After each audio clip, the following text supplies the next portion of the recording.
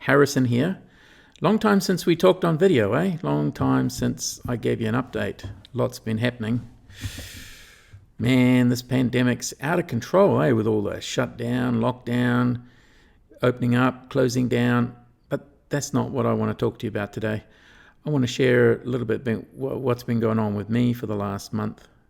You might notice I've been a bit quiet. The main thing is there's been a lot of people passing on, dying. I don't know what your beliefs are about that, but regardless of what you think happens after you die, it's tough to lose people in this lifetime and to not see them again. And, you know, we can close our eyes, we can think about them, we can talk to them from our heart to them and have conversation in that way, but it's not the same as hearing their voice, as, you know, touching them and touching each other and, you know, feeling that presence, the human connection. And I've had a whole string of people. Last year I had one of my mentors and good friends, she passed away. And then this year, recently, I've had a spate of people passing on. And I guess this is what happens when you get older, is that, you know, people tend to die. And we know that it's going to happen to all of us, but it's very different when it happens, you know, bang, bang, bang, just like that. And, you know, all these people, they died of natural causes. Old age, if that's a way to die, old age, you know, it's tough. Then as we get older, we get all these chronic diseases show up and, you know, have their way with us. And, you know, after my friend last year, then there's another one who had a big impact on my life.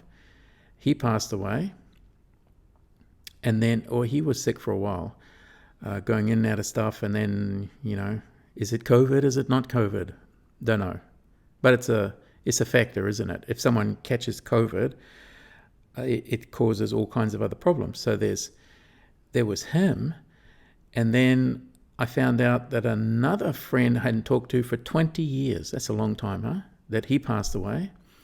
And then another one, my mother passed away. And then another friend I hadn't talked to for ages but reconnected recently, he passed away. But the big one of all of that, of course, is my mother, with her passing away. And I'm in Singapore with my wife and 3 daughters.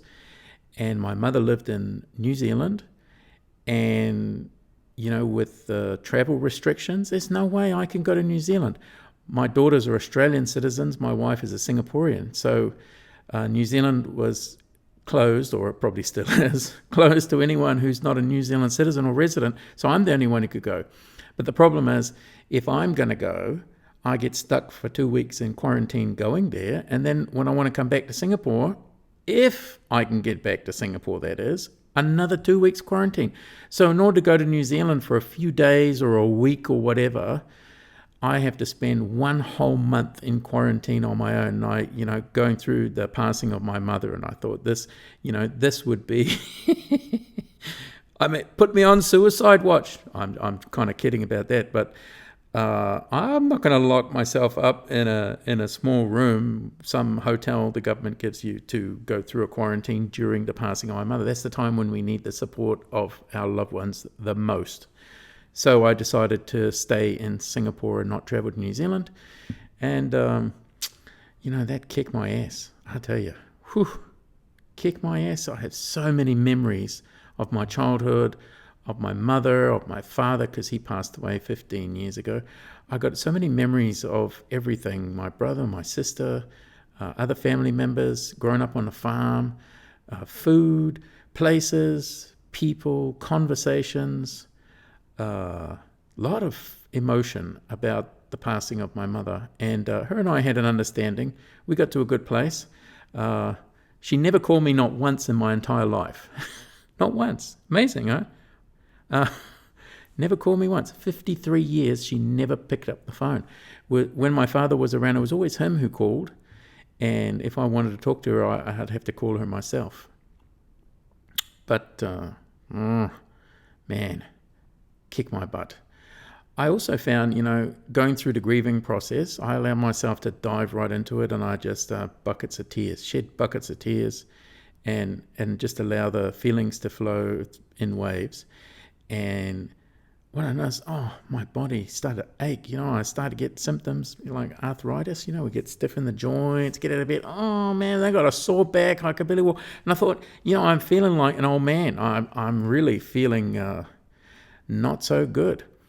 And I thought, my diet hasn't changed that much. Maybe I was eating a little more comfort food. Okay, probably.